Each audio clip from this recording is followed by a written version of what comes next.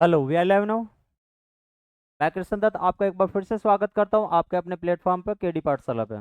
जैसा कि आप सभी को पता होगा, हमारी यूपी बोर्ड की बेहतरीन सी क्लासेस चल रही थी और बेहतरीन सी क्लासेस में हम क्लास आज फोर्थ पे पहुंच गए थे। क्लास फोर्थ ये किसके लिए महत्वपूर्ण रहने वाली है, एक बार फिर से बता दूं, यूपी बोर्ड में हिंदी मीडियम के लिए और इंग्लिश मीडियम के लिए हो। बाकी आप फिजिक्स का कंसेप्ट अपने कंप्लीट करने के लिए हो, आप दोबारा से इन क्लासेस को, चाहे आप किसी भी चीज़ का एग्जाम दे रहे हो वहाँ पे आप प्रिपेयर कर सकते हो। ठीक है, वैसे आप सीबीएसई बोर्ड के लिए भी देख सकते हो इसे, लेकिन यूपी बोर्ड के लिए विशेष तौर पे बनाई हुई है। इसमें जो न्यूमेरिकल हम कराने वाले हैं एनसीईआरटी के न्यूमेरिकल प्लस में कुमार मित्तल की जो बुक होती है उसके न्यूमेरिकल भी साथ में लेने वाले हैं और ऑब्जेक्टिव क्वेश्चंस भी भरमार तरीके से हमारे रहने वाले हैं। आज की क्लास हमारे आज के बाद न्यूमेरिकल चल जाएंगे, आज डेरिवेशन पोर्शन और मतलब आज फॉर्मूले आपके बता दूंगा इस क्लास में। ठीक है, तो जैसा हमने लास्ट टाइम पे दो न्यूमेरिकल किए थे, उस न्यूमेरिकल में एक न्यूमेरिकल हमारा बच गया था। कौन सा? इक्वाटोरियल लाइन के लिए, यानी कि निरक्षीय स्थिति के लिए। और ये काफी महत्वपूर्ण होता है। अक्षय स्थिति के लिए तो कर लिया था, एंड ऑन पोजिशन के लिए। आज मस्त ही आगे कहानी बढ़ाते हुए चलते हैं। जिस किसी ने अभी तक हमारी क्लास पीछे की नहीं देखी, क्लास फोर्थ अपने आप ही समझ में आने लग जाओगे यदि आपने पीछे क्लास 3 देख रखी है। ठीक है, चलो जी, तो स्टार्ट करते हैं। आज के हम जो टॉपिक डिस्कस करने वाले हैं लेक्चर नंबर 4 में डिस्कस करने वाले हैं intensity of electric field at a point on equatorial line of the dipole, यानी कि निरक्षीय स्थिति में वैद्युत द्विध्रुव के कारण वैद्युत क्षेत्र की तीव्रता। और दूसरा हम डिस्कस करने वाले हैं मोमेंट ऑफ कपल और torque on A electric dipole in uniform electric field, यानी कि एक समान बाह्य वैद्युत क्षेत्र में रखे वैद्युत द्विध्रुव पर लगने वाले बल युग्म का आघूर्ण। और फिर इसके बाद इस चैप्टर के जो हमारे फॉर्मूले हैं उन फॉर्मूले को देखेंगे, साइन को देखेंगे, जो संकेत होते हैं इसमें जिससे न्यूमेरिकल बनते हैं। आपको टेक्निक सिखाऊंगा मैं न्यूमेरिकलों को करने की। अधिकतर देखा गया है कि न्यूमेरिकल जब हम करते हैं तो यही पहचान में नहीं आता कि न्यूमेरिकल में दिया हुआ क्या चीज़ है और कौन सा फॉर्मूला लगाए और कौन सी इसमें कहानी बनाई। तो ये सारी चीज़ मैं आज अच्छे से बताने वाला हूँ। दूसरी बात, इसके कुछ नोट पॉइंट भी बताने वाला हूँ जो आपके लिए ऑब्जेक्टिव क्वेश्चन के लिए काफ़ी महत्वपूर्ण रहने वाले हैं। वीडियो को लाइक कर दो करो, वीडियो को शेयर कर दो करो भैया। आपके लिए ये महत्वपूर्ण क्लासेस मैं कंटिन्यू लेकर आता रहूंगा। ठीक है, चलो जी, तो सबसे पहला आज जो हम अपना डेरिवेशन देखने वाले हैं उस डेरिवेशन को अच्छे से करने वाले हैं भैया। ठीक है, तो ये डेरिवेशन को ले लेते हैं पहले। इस वाला ये एक डेरिवेशन पार्ट है हमारा, क्या है ये? एक डेरिवेशन पार्ट है। इस डेरिवेशन पार्ट को क्या करने वाले हैं हम? अच्छे से करने वाले हैं भैया। ठीक है, अच्छे से करने वाले हैं। एक सेकेंड, तो न्यूमेरिकल पार्ट को अच्छे से देखने वाले हैं और ये पहला डेरिवेशन देखेंगे पहले, और फिर न्यूमेरिकल को भी ध्यान से। ठीक है,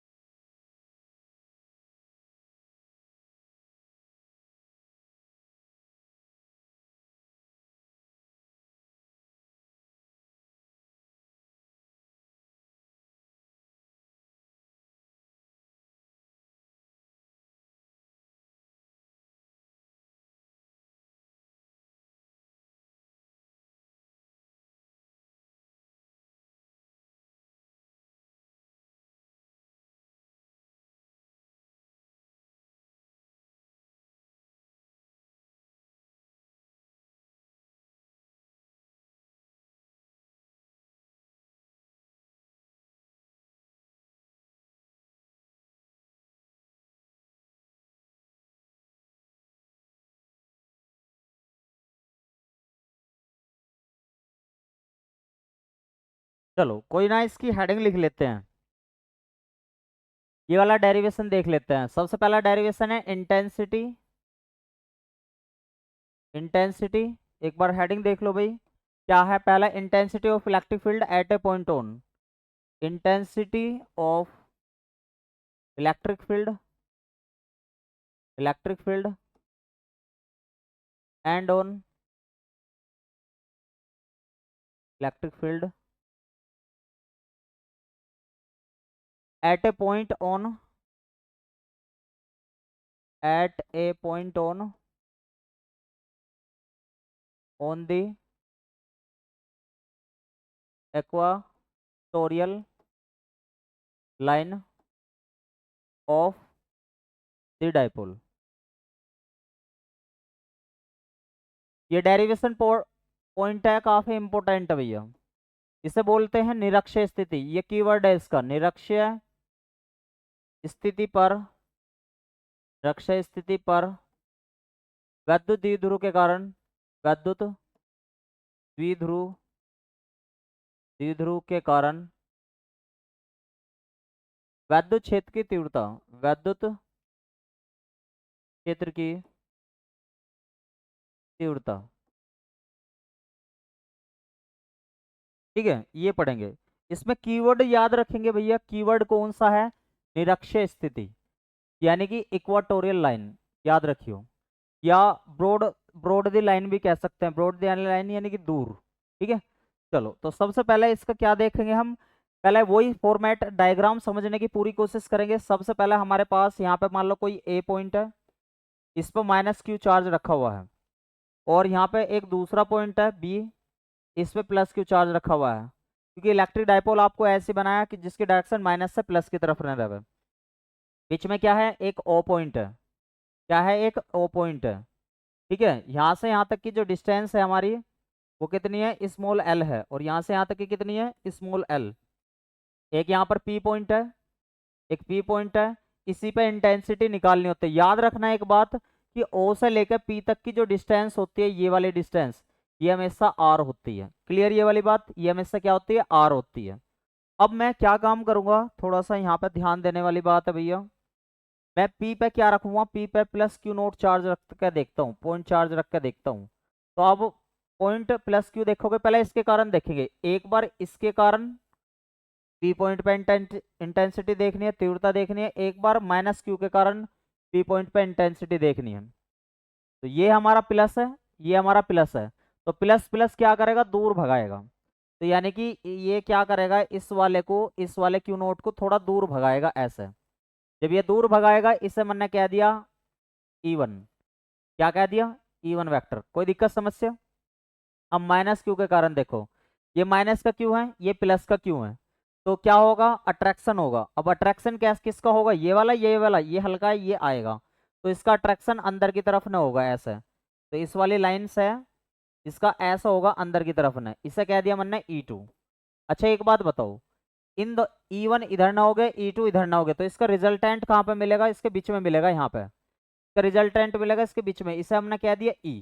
वैसा अगर मुख्य तौर पे इसे देखा जाए इस डायग्राम को, तो ये डायग्राम कुछ इस तरीके से हो जाता है, ये डायग्राम कुछ इस तरीके से हो जाता है, ये E2, इधर की साइड में E1, और यहाँ पे ये क्या है, रिजल्टेंट E, ये हो जाता है रिजल्टेंट E। अब पता क्या होता है, यहाँ पे ये जो दोनों, यहाँ पे भी एक पॉइंट बनता है, अगर आप ध्यान से देखोगे, ध्यान से देखोगे, यहाँ पे बनेगा E1 E2 साइन थीटा, ऐसे ई, ये हो जाएगा E1 साइन थीटा, और ये वाला जो इसका ये है, ये वाला जो ई इसका रिजल्टेंट है, ये दोनों फॉर्मेट को क्या करता है, कोस में बंद कर देता है। क्या कर देता है, कोस में। यानी कि ई की जो वैल्यू होने वाली है वो होने वाली है E is equal to E1 cos theta plus E2 cos theta, ये रहने वाली है। अब क्या होगा, ये अपोजिट डायरेक्शन में होने के कारण E1 साइन थीटा और E2 साइन थीटा, और सेम मैग्नीट्यूड में होने के कारण ये एक दूसरे को खत्म कर देंगे, ये एक दूसरे को खत्म कर देंगे। जब ये एक दूसरे को खत्म कर देंगे अपोजिट डायरेक्शन में, तो बस ये दोनों वाले ही E1 और E2 को उसके फॉर्मेट में आकर रिजल्टेंट इंटेंसिटी में जुड़ जाएंगे। एक्चुअल में ये E1 ना है, ये E1 कोस थीटा है, और ये E2 क्या है, ये एक्चुअल में E2 कोस थीटा है, और ये इसका बीच में क्या है, रिजल्टेंट E है। जब इसे आप ऐसा देखते हो तो ये बात आपको क्लियर हो जाती है। क्लियर ये वाली बात, यानी कि इस E की जो वैल्यू रहने वाली है वो क्या रहने वाली है, E1 cos theta plus E2 cos theta. I hope सभी को डायग्राम समझ में आ गया होगा, एक बार सभी थंब कर देंगे भाई यहां तक।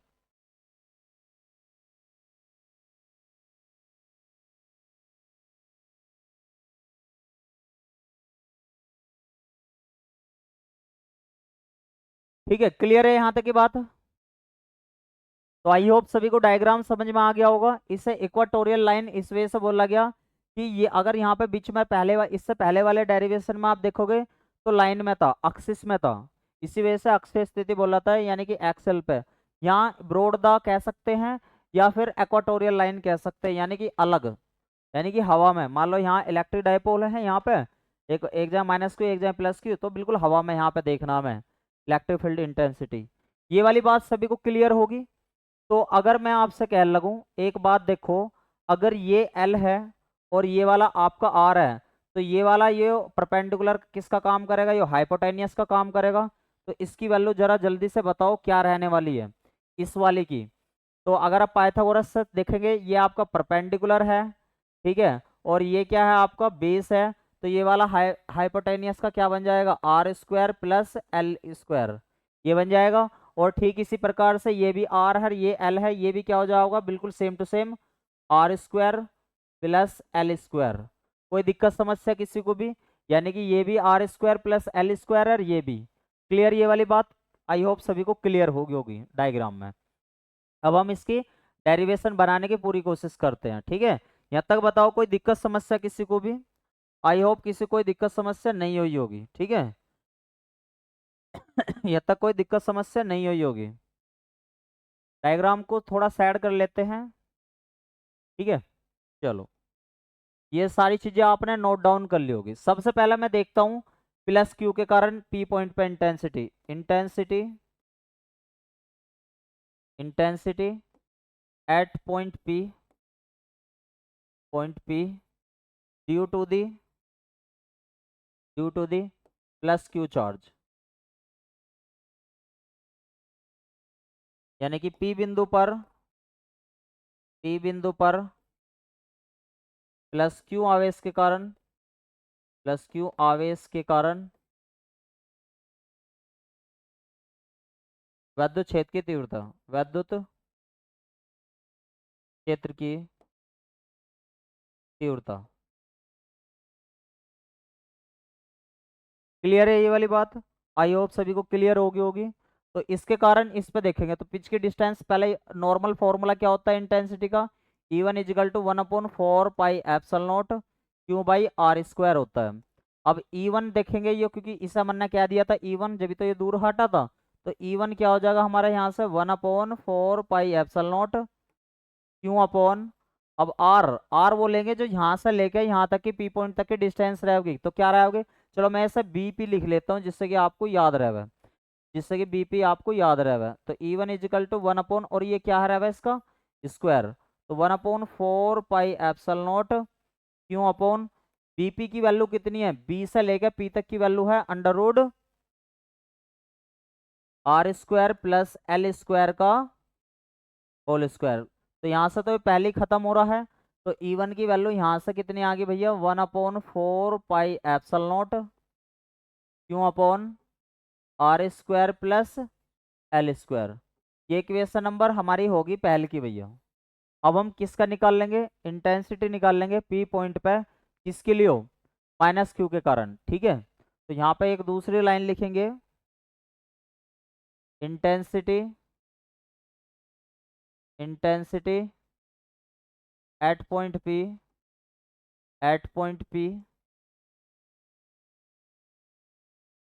P due to -q charge, यानी कि -q P बिंदु पर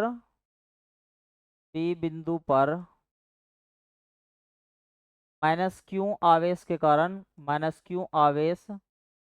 कारण विद्युत क्षेत्र की तीव्रता, विद्युत क्षेत्र की तीव्रता, ठीक है जी। तो इसे मैंने कह दिया क्या, E2 कह देता हूँ मैं, इसे क्या कह देता हूँ, E2 कह देता हूँ। तो E2 1/4πε0, क्यों भैया, ये वाले यानी कि यहाँ से लेके -q का इफेक्ट P पे जब पड़ता है तो अंदर की तरफ ना होता है, तो ये डिस्टेंस कौन सी लेंगे, A से लेके P तक की, यहाँ पे क्या लेनी है, AP का होल स्क्वायर,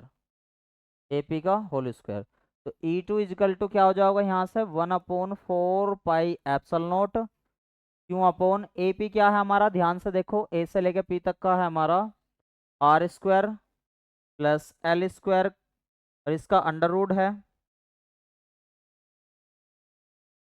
यानी कि अंडर रूट में r square plus L square का होल स्क्वायर। जल्दी से बताओ यहाँ तक, आई होप किसी को कोई दिक्कत समस्या, आई होप किसी को दिक्कत समस्या नहीं हुई होगी। अच्छा एक बात और बता दूं, किसी को मान लो किसी एक आधे पॉइंट में कोई गड़बड़ होती है, वैसा जो आपकी जेन्युइन समस्या होगी मैं कमेंट सेक्शन में बिल्कुल बताऊंगा आपकी, लेकिन अगर कोई दिक्कत समस्या होती है एक आधे पॉइंट में तो वीडियो को दोबारा से चला कर देख लो करो, क्योंकि आपका ऑनलाइन में यही फायदा होता है कि टीचर को आप कितनी बार ही ये कह सकते हो कि दोबारा से बता, यानी कि पीछा करके देखना। ठीक है, ये टेक्निक बता दे रहा हूँ आपको। तो यहाँ से ई वन की वैल्यू तो ये आ गई थी इक्वेशन, इसे थोड़ा सा सोल्व करेंगे। ई टू की वैल्यू अगले पॉइंट पे क्या आ जाएगी, यहाँ तक आई होप सभी ने नोट डाउन कर लिया होगा।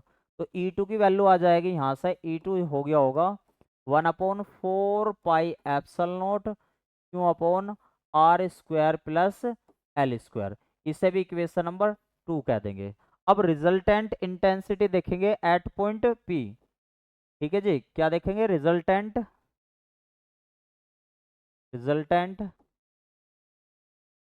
Intensity at point P. P बिंदु पर, पी बिंदु पर, पी बिंदु पर परिणामी, परिणामी तीव्रता, परिणामी तीव्रता। तो क्या रहने वाली है, वहां पे आपने देखा था क्या था, E equal to E one cos theta, दूसरे वाला क्या था E2 कोस थीटा। जल्दी जल्दी से वैल्यू रख दो इनमें, जल्दी जल्दी से सभी स्टूडेंट इसमें वैल्यू रख देंगे भैया। ठीक है, अब देखो, अच्छा एक चीज और मैं आपको बता दूं यहाँ पे, क्योंकि थीटा तो आप कहोगे थीटा का तो पता नहीं चल रहा है, यहाँ पे थीटा बना लो भैया। ठीक है, ये थीटा बना लो। अब वैल्यू रख दो जल्दी जल्दी से यहाँ पर। तो जैसे आप यहाँ पर वैल्यू रखोगे, ई वन की वैल्यू कितनी आएगी, 1/4 pi epsilon not Q upon are square plus L square cos theta, plus E two की वैल्यू भी यही थी 1/4 pi epsilon not Q upon are square plus L square cos theta.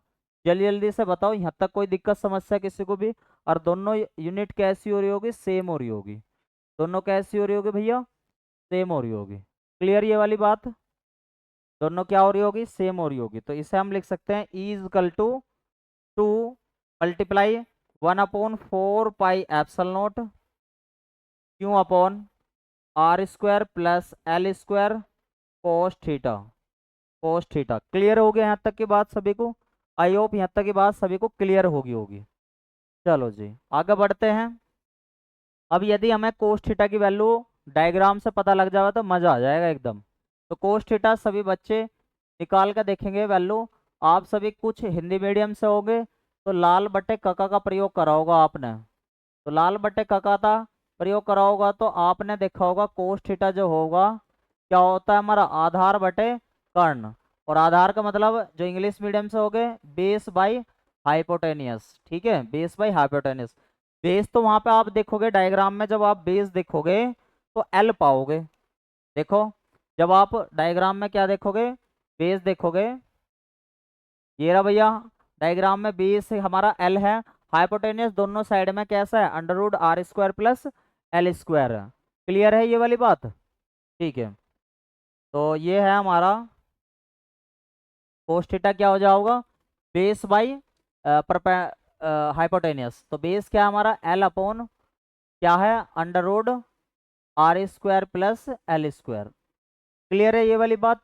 जैसे हम ये कोस थीटा की वैल्यू यहाँ पर रखेंगे तो जल्दी देखो ई की वैल्यू कितनी आएगी, ई की वैल्यू आओगी 2 मल्टीप्लाई 1/4 पाई एप्सिलॉन नॉट और क्यू अपॉन ये r square plus L square. अच्छा इसे मैं एक बात बताऊँ, इसको लिख सकता हूँ इसकी पावर 1। कोस थीटा की वैल्यू ये आई है कंपनी की, तो l upon under root r square plus L square. कोई दिक्कत समस्या, आई होप किसी कोई दिक्कत समस्या नहीं हुई होगी क्योंकि वैल्यू रखी मैंने जनरली बस। तो ऊपर आप देख रहे होगे 2 मल्टीप्लाई क्यू या इसे ऊपरले वाली टर्म्स को ऐसे लिख सकते हैं क्या, क्यू मल्टीप्लाई 2l, आप कहोगे बिल्कुल लिख सकते हैं। और निचले वाले को क्या ऐसे लिख सकते हो, 4 पाई एप्सिलॉन नॉट, इसकी पावर 1 है जैसे r square plus L square, जो अंडर रूट में होता है ना भैया, जो अंडर रूट में होता है इसे हम लिख सकते हैं r square plus L square का ये पावर 1/2। अब ये इसकी पावर 1 है, एक योरा आधा येरा 1.5 हो जाएगा, 1.5 को लिखते हैं मैथ में 3/2, क्या लिखते हैं 3/2। और ऊपर देख लो क्या बनना है, क्यू मल्टीप्लाई 2l क्या बनना, जल्दी से बताओ, पी बताया था, क्या बताया था, पी बताया था। और 4 पाई एप्सिलॉन नॉट, यहाँ पे आप देखोगे क्या बनना होगा, r square plus L square की पावर 3/2 ये। अच्छा एक बात और, आर की जो वैल्यू है बहुत बड़ी है, किससे, एल से, तो एल की वैल्यू लगभग भी हो जानी 0।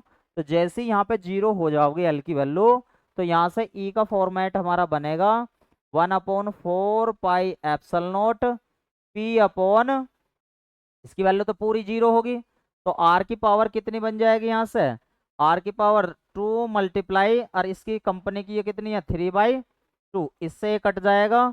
तो हमारा ई का एक बेहतरीन सा फॉर्मूला बन गया होगा। आई होप सभी को यहाँ तक की बात समझ में आ गई होगी। एक बार नोट डाउन कर देंगे यहाँ तक, क्या कर देंगे, नोट डाउन कर लेंगे, ठीक है। यानी कि हमारा जो फॉर्मूला बन के आया है वो फॉर्मूला आ गया E = 1/4 pi epsilon nought P upon r की पावर 3, आर की पावर 3 न्यूटन पर कुलाम, न्यूटन पर कुलाम। जल्दी जल्दी से बताओ, कोई दिक्कत समस्या तो ना है किसी को भी, एक बार सभी थंब कर दो, और वीडियो को लाइक भी कर दो करो भैया, वीडियो को लाइक भी कर दो करो, जो पहली बार आया चैनल को सब्सक्राइब भी कर लो। बेहतरीन बोर्ड की तैयारी तक आपके साथ रहने वाले हैं मजे में एकदम, कोई दिक्कत नहीं है, ठीक है। जल्दी जल्दी नोट डाउन कर लो, फिर अगले टॉपिक की तरफ बढ़ते हैं भैया, ठीक है, फिर कोई दिक्कत नहीं आनी।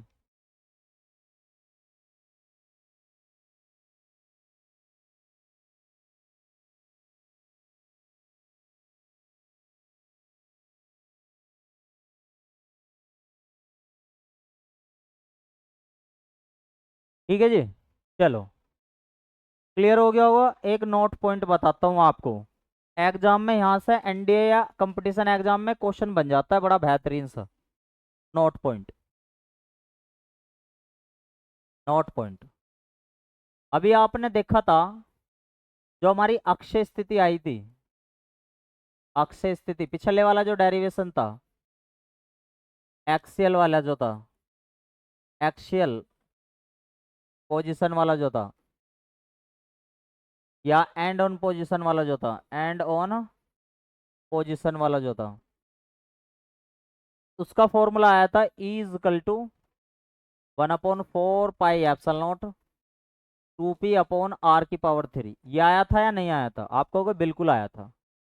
दूसरी बात, अभी जो फॉर्मूला हमने निकाला है इसे बोला हमने निरक्षीय स्थिति, निरक्षीय स्थिति, और इसे मैंने बोला क्या, इक्वाटोरियल, इक्वाटोरियल पोजीशन,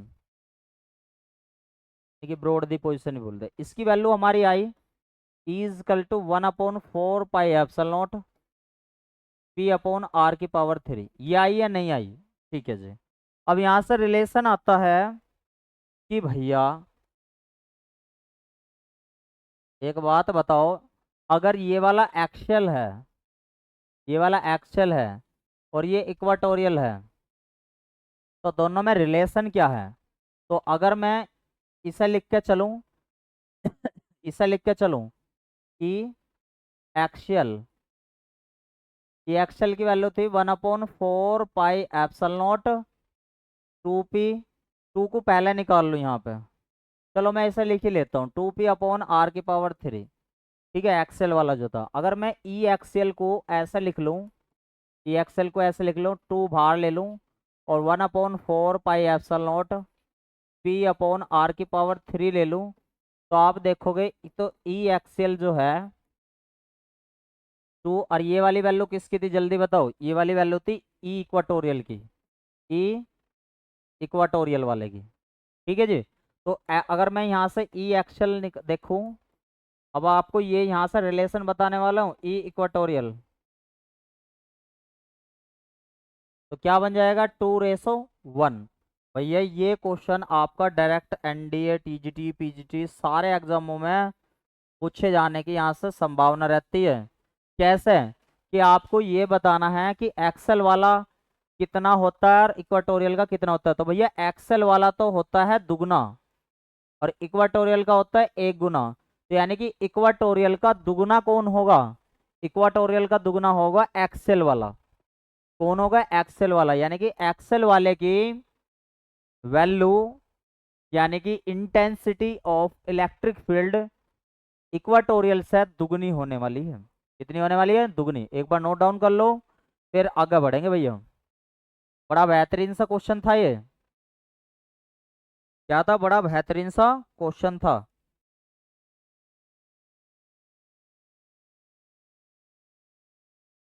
ये नोट पॉइंट क्लियर हुआ सभी को? एक बात और,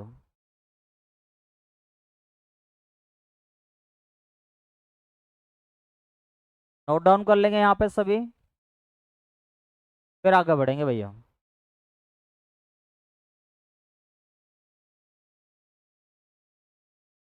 स्क्रीनशॉट ले सकते हो।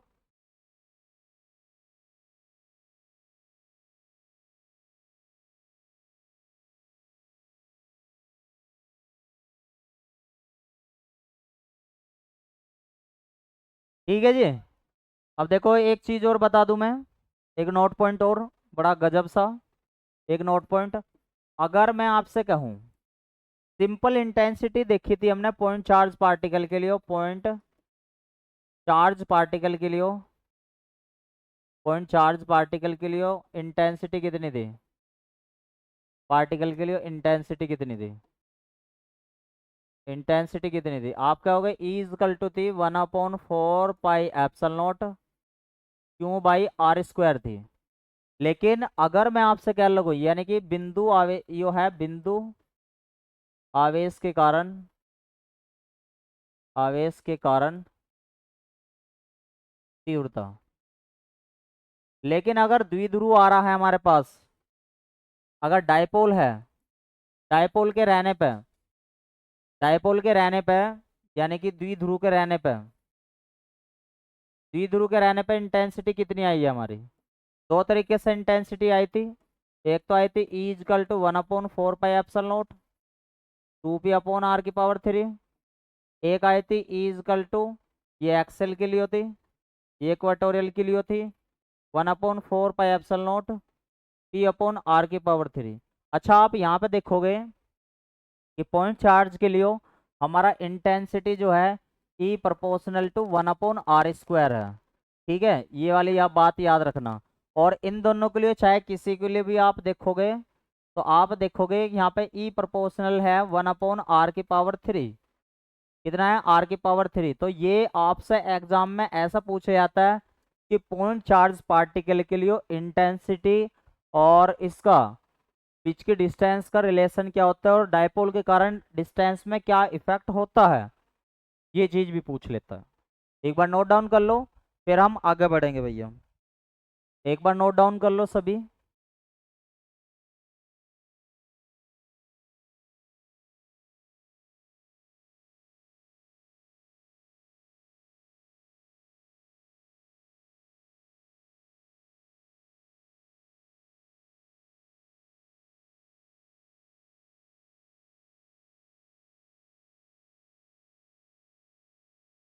आई होप सभी ने नोट डाउन कर लिया होगा।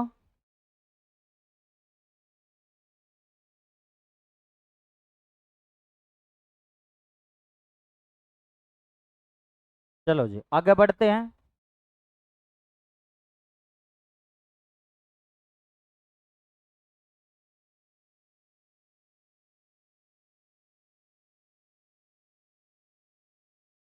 क्लियर है यहाँ तक की कहानी सभी को?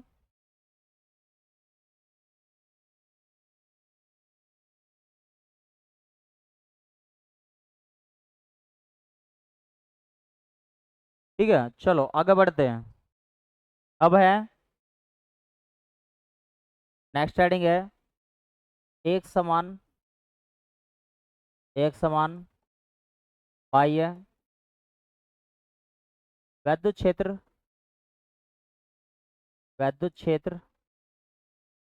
में रखे वैद्युत द्विध्रुव पर लगने वाले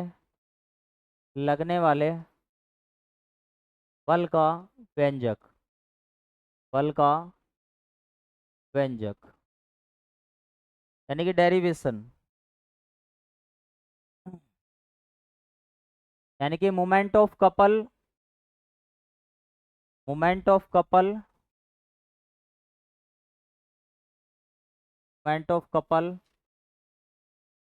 और टॉर्क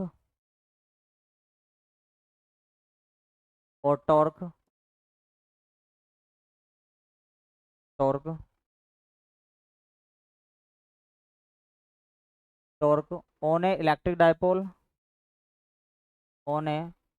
इलेक्ट्रिक डाइपोल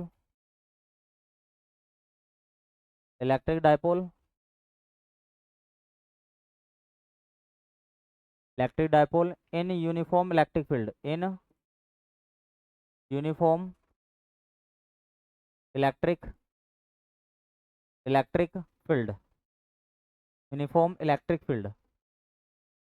ये वाला डेरिवेशन करना है, काफ़ी इंपॉर्टेंट है, जिससे क्वेश्चन बनते हैं। ठीक है, तो थोड़ा ध्यान से समझिए भैया क्या कह रहा है क्वेश्चन में। अगर मैं आपसे कहूँ कि यूनिफॉर्म इलेक्ट्रिक फील्ड है हमारे पास में, क्या है, यूनिफॉर्म इलेक्ट्रिक फील्ड है, यूनिफॉर्म इलेक्ट्रिक फील्ड है और उसमें हमारा डायपोल रखा हुआ है, तो यूनिफॉर्म इलेक्ट्रिक फील्ड बना लेते हैं भैया। यूनिफॉर्म इलेक्ट्रिक फील्ड है,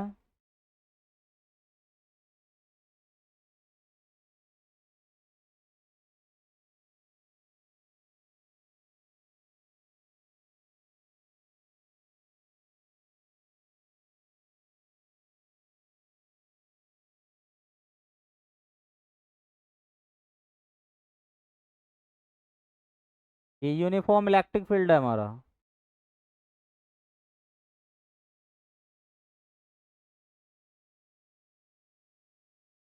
ठीक है भैया, यूनिफॉर्म इलेक्ट्रिक फील्ड को रिप्रेजेंट करता हूँ मैं ई वेक्टर से। और कोई भी एक डायपोल रखा हुआ है, कोई भी सपोज करो एक डायपोल रखा हुआ है, कोई भी डायपोल मान लो पहले ऐसा रखा हुआ था, कैसा रखा हुआ था, कुछ इस तरीके से रखा हुआ था, यहाँ पे पहले इस कंडीशन में था,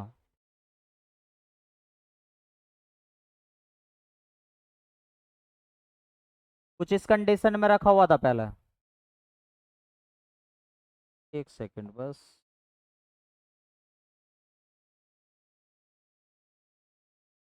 इस कंडीशन में रखा हुआ था पहले, ऐसा था, यहाँ पर था, यहाँ माइनस क्यू था, यहाँ प्लस क्यू था। लेकिन अब क्या हुआ कि ये थोड़ा सा बदल के, क्या हो गया, थोड़ा सा बदल के ये थोड़ा यहाँ पे चला गया, मतलब यहाँ पे चला गया कुछ इस तरीके से, यानी कि माइनस क्यू यहाँ पर और प्लस क्यू यहाँ पर चला गया। अब एक बात बताओ भैया, इलेक्ट्रिक फील्ड में रखा हुआ है, प्लस वाला चार्ज है, तो प्लस वाला मैंने आपको बताया था, प्लस वाला चार्ज इलेक्ट्रिक फील्ड में उसी की डायरेक्शन में फोर्स लगाता है। और माइनस वाला चार्ज क्या काम करेगा भैया,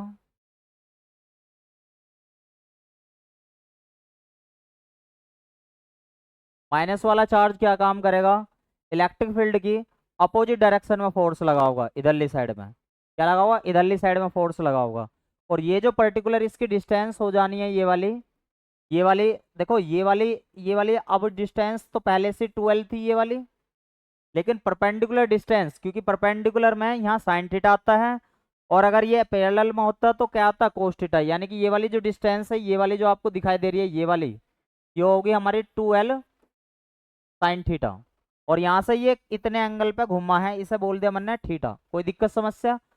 यानी कि अब क्या है, पहले ये ऐसा रखा हुआ था, तो इलेक्ट्रिक फील्ड में जैसे ही रख दिया तो एक टॉर्क लगा, जिसने टॉर्क लगने का मतलब है नीचे से एक क्या लगा, बल लगा और फोर्स लगा, तो वो क्या हो गया, मतलब कुछ इस तरीके से हो गया। यहाँ पे ए यो यहाँ पर था, यो ऐसा घूम कर ये ऐसा हो गया।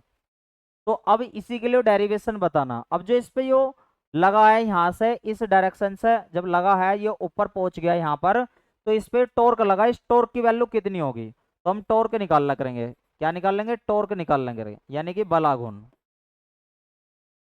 क्या निकाल लेंगे, बल आघूर्ण की वैल्यू निकाल लेंगे। ठीक है भैया, चलो जी। बल आघूर्ण का फॉर्मूला आप सभी को पता होगा, टॉर्क इजिकल टू होता है इसके बीच की परपेंडिकुलर डिस्टेंस मल्टीप्लाई फोर्स। यानी कि आर जो होती है, ये वाला जो आर तुम्हें दिखाई दे रहा है, ये परपेंडिकुलर डिस्टेंस को बताता है। किसे बताता है, परपेंडिकुलर डिस्टेंस, लंबवत दूरी, लंबवत दूरी। और ये क्या है हमारा, फोर्स, यानी कि बल। और ये बल आघूर्ण आपको पता ही लग गया होगा। अच्छा एक बात बताओ, टॉर्क ऐसा कैसी, और ये जो आर है परपेंडिकुलर यानी कि लंबवत दूरी कितनी है, 2l sine theta multi multiply F, ऐसी। यहाँ तक बताओ कोई दिक्कत समस्या किसी को भी, आई होप किसी को कोई दिक्कत समस्या नहीं होगी। वेक्टर यहाँ पे लगाओ या मत लगाओ कोई फर्क नहीं पड़ना, चलो लगा लो, चलो लो। अगर मैं आपसे कह लगूँ टॉर्क इजिकल टू यहाँ से 2l sine theta multiply F जो है, अब ध्यान देना भाई, यहाँ पे ई वेक्टर का फॉर्मूला क्या होता है, ई वेक्टर होता है F vector upon Q note. तो यहाँ से एफ की वैल्यू निकाल लो, एफ वेक्टर की, एफ वेक्टर की आओगी E vector multiply q note. तो एफ वेक्टर की वैल्यू निकाल लो भाई, कितनी आ गई, E vector multiply q note. अगर इसे सिंपल मैग्नीट्यूड की टर्म्स में लिखना हो तो tau equal to 2l sine theta multiply E multiply q nought. और क्यू को, अब इसमें क्यू नोट ना लेके यहाँ क्यू ही बना लो इसे, क्योंकि पॉइंट चार्ज कोई सा भी ले सकते हैं हम इसके लिए। और ये क्यू इसके साथ 2l के साथ जाकर ऐसा बना लेगा, Q not multiply 2l sine theta multiply E. और ये वाली क्यू मल्टीप्लाई 2l क्या बना लेगा, जल्दी से बताओ, पी। क्या बना लेगा, पी। और ये हो जाएगा पी ई साइन थीटा। क्या हो जाएगा, tau equal to P sine theta. मैं यहाँ साइड में लिख देता हूँ कि पी जो है कैसा होता है, डायपोल होता है हमारा, क्यू मल्टीप्लाई 2l होता है। कोई दिक्कत समस्या, आई होप किसी कोई दिक्कत समस्या नहीं होगी। एक बार नोट डाउन कर लो सभी। अगर इसे वेक्टर फॉर्म में लिखना हो आपको, वेक्टर फॉर्म में सदिश रूप में लिखना हो, तो आप लिखोगे tau vector equal to P vector multiply E vector. P यहाँ पे पता ही लग गया होगा आपको, डायपोल मोमेंट है। क्लियर है ये वाली बात सभी को, जल्दी जल्दी से थम करके बताओ, यहाँ तक की कहानी क्लियर है सभी को। बेहतरीन हो जानी चाहिए, बोर्ड में हर एक चैप्टर फीड कर हो जाएगा अपने आप ही, यदि आप हमारी क्लास से लगातार जुड़े रहे। मैं ये दावा कह सकता हूँ, डेरिवेशन और न्यूमेरिकल आपको बहुत आसान लगने लग जाएंगे। अब आप कहोगे कि जी भाई थ्योरी क्यों नहीं नाम लिया आपने, मैं थ्योरी इस वजह से नहीं कहा, थ्योरी तो आप जब भी पढ़ लेते हो, जो मैं समझा दूंगा थ्योरी आप बना लोगे 100%। तो थ्योरी तो आप पहले भी बना रहे थे, दिक्कत कहाँ रही थी, न्यूमेरिकल में और डेरिवेशन को समझने में। बस यही चीज तो मुझे यहाँ सही करनी है तुम्हारी। तो जल्दी जल्दी बताओ, यहाँ तक कोई दिक्कत समस्या। चलो आगे बढ़ते हैं। तो टो बराबर, यहाँ अभी हमारा फॉर्मूला आया था, tau equal to P sine theta. अब इसका मतलब ये है गया कि अगर थीटा की वैल्यू यहाँ से 90 डिग्री हो जाती है, तो टो मैक्सिमम को रिप्रेजेंट करेगा वो, यानी कि सबसे ज्यादा फोर्स कब लगेगा, जब वो थीटा बराबर 90 डिग्री पर तक भेज देगा। तो जैसे ये 90 रख दूंगा यहाँ पे, तो पी बन जाएगा। तो यहाँ से पी का एक फॉर्मूला बन गया, जब कभी न्यूमेरिकल देखने हो करेंगे, tau maximum upon E is equal to P. ये वाला बेहतरीन सा फॉर्मूला आपको याद रख लेना है, ठीक है, आपको बेहतरीन सा फॉर्मूला याद रख लेना है। यहाँ तक हमारे पहले चैप्टर की, यानी कि एक शॉर्ट इलेक्ट्रिक फील्ड की क्या होगी, थ्योरी खत्म होगी, उसके डेरिवेशन खत्म होगी। अब आपको इसके फॉर्मूले और साइन समझाता हूँ, और मतलब इसके न्यूमेरिकल करेंगे, फिर उसके बाद न्यूमेरिकल करने के बाद ऑब्जेक्टिव भी करेंगे, ठीक है। फिर इसके बाद अगला जो टॉपिक यानी कि चैप्टर नंबर 2 स्टार्ट करूंगा। ऐसा हो सकता है कि एनसीईआरटी में चैप्टर नंबर 2 जो मैं स्टार्ट करूं वो आपका पहला ही, मतलब पहले चैप्टर में ही दे रखा हो, लेकिन मैं ऐसा करा रहा हूं कि जो मेरा पहला और दूसरा चैप्टर होगा एनसीईआरटी में, वो पहला चैप्टर होगा, यानी कि मेरे 2 चैप्टर एनसीईआरटी का 1 चैप्टर होगा, मेरे 4 चैप्टर एनसीईआरटी के 2 चैप्टर होंगे। क्लियर है सभी को, आई होप सभी को क्लियर होगी। तो मैं सबसे पहले इस चैप्टर से रिलेटेड आपको सारे फॉर्मूले यहाँ पे समझाने वाला हूँ। तो सभी फॉर्मूले लिखेंगे और बेहतरीन तरीके से अपने काम को करेंगे। फॉर्मूले इस चैप्टर में जो यूज होने वाले हैं जानदार जानदार से, उन फॉर्मूले को देख लेते हैं। और न्यूमेरिकल में ये भी बताऊंगा कैसे आपको न्यूमेरिकल करना है। देखो भाई, सबसे पहला formula F equal to 1/4 pi epsilon nought Q1 Q2/r²। ये कुलाम्स लॉ का फॉर्मूला था भैया, याद हो तो आपको। किसका फॉर्मूला था? ये कुलाम्स लॉ का, जब फोर्स की बात हो करेगी। दूसरा आपको फॉर्मूला याद रखना, E vector equal to F vector upon Q0। ये वाला किसका फॉर्मूला था? इलेक्ट्रिक फील्ड इंटेंसिटी का, यानी कि विद्युत क्षेत्र की तीव्रता का। तीसरा जो फॉर्मूला है हमारा, वो यूज करेंगे Q equal to n E का। Q चार्ज है या एन नंबर ऑफ इलेक्ट्रॉन, ये सारी चीज मैं बता दूंगा। चौथा फॉर्मूला अगर यूज करा तो Q इजिकल टू I2 को देख लेंगे। और पांचवें नंबर का अगर हमने फॉर्मूला यूज करा तो कौन सा? पॉइंट चार्ज पार्टिकल के कारण इलेक्ट्रिक फील्ड इंटेंसिटी का 1/4 पाई एप्सिलॉन नॉट Q/r²। ठीक है जी। ये सभी फॉर्मूले आप एकदम कंठस्थ याद हो जाने चाहिए आपको। आपने ये चैप्टर पढ़ा होगा। तो छठा फॉर्मूला आपका इक्वाटो एक्सल के लिए हो, ई एक्सल के लिए हो, तो 1/4 पाई एप्सिलॉन नॉट 2p/r⁻³ ठीक है जी। और सातवें नंबर का फॉर्मूला ई एक्सल के लिए, इक्वाटोरियल के लिए हो, तो 1/4 पाई एप्सिलॉन नॉट p/r⁻³ ठीक है जी। और आठवें नंबर का फॉर्मूला इलेक्ट्रिक डायपोल के लिए हो, p इजकल टू Q×2L। और नौवें नंबर का फॉर्मूला क्या? तो equal to PE sine theta. और एक 10वें नंबर का फॉर्मूला टॉप मैक्सिमम बराबर P। क्लियर है? ये वाले फॉर्मूले का हम प्रयोग करेंगे। अगर प्रयोग करा तो एक फॉर्मूले का और कर सकते हैं, K equal to epsilon upon epsilon nought का। ये फॉर्मूले का हम प्रयोग कर सकते हैं। अब इनके संकेत बता देता हूँ, साइन बता देता हूँ, क्योंकि आपको पहचानने भी तो वहीं से ही है कौन सी चीज को क्या बोला है और न्यूमेरिकल बनाएंगे कैसे है। देखो, अगर न्यूमेरिकल आपको सीखने हैं तो उसका फॉर्मूला पता होना चाहिए, फिर इसके बारे में ये पता होना चाहिए, हर चीज की यूनिट भी पता होनी चाहिए। तो यूनिट भी साथ साथ लिखूंगा मैं संकेत को बताते वक्त। ठीक है। तो अब देखो, सबसे पहले एफ। एफ होता है हमारा, क्या होता है? फोर्स होता है। फोर्स को हमने बोलते हैं बल। और बल को आप कैसा पहचानना करोगे क्वेश्चन में? वो कह देगा 10 न्यूटन का एक फोर्स लग रहा है, तो इसका मतलब है आप इसकी यूनिट से पहचानना करोगे। पीछे क्या लिख रहा होगा? 10 न्यूटन लिख रहा होगा। क्लियर है? और क्यों क्यों को कैसे पहचानोगे? क्यों क्या है हमारे पास? चार्ज है, आवेश है। क्या है? आवेश है। इसे किससे पहचानना करोगे? कुलाम से पहचानना करोगे। किससे पहचानना करोगे? कुलाम से। ठीक है। दूसरी बात, और और देख लो, एन नंबर ऑफ इलेक्ट्रॉन वो खुद ही कह देगा इलेक्ट्रॉन की संख्या, इसका कोई मात्रक नहीं, इलेक्ट्रॉन की संख्या। ठीक है जी।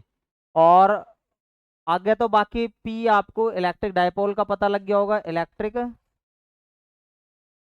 डायपोल, वैद्युत द्विध्रुव, वैद्युत द्विध्रुव। और इसका आप पहचान लगा करोगे कूलाम मीटर से। क्या देख रहेगा आपको? कूलाम मीटर देख रहेगा। तो ये फॉर्मूले एक बार नोट डाउन कर लो, बढ़िया से आपको काम देने वाले हैं ये। एक बार फॉर्मूले नोट डाउन कर लो भैया। ठीक है। और मैंने आपको पहचानने के लिए भी यहाँ बता दिए हैं ये। ठीक है। और ई का एक ई और बच गया भाई हमारा। ई को थोड़ा सा एक काम करते हैं, इससे थोड़ा सा कम कर लेते हैं। ठीक है। चलो जी, ई भी आ जाएगा यहीं पे। ई होता है electric field intensity. Electric field intensity, इसे बोलते हैं वैद्युत क्षेत्र की तीव्रता। वैद्युत क्षेत्र की तीव्रता। और इसे पहचानना करोगे आप किससे? न्यूटन पर कूलाम दिखाई देगा।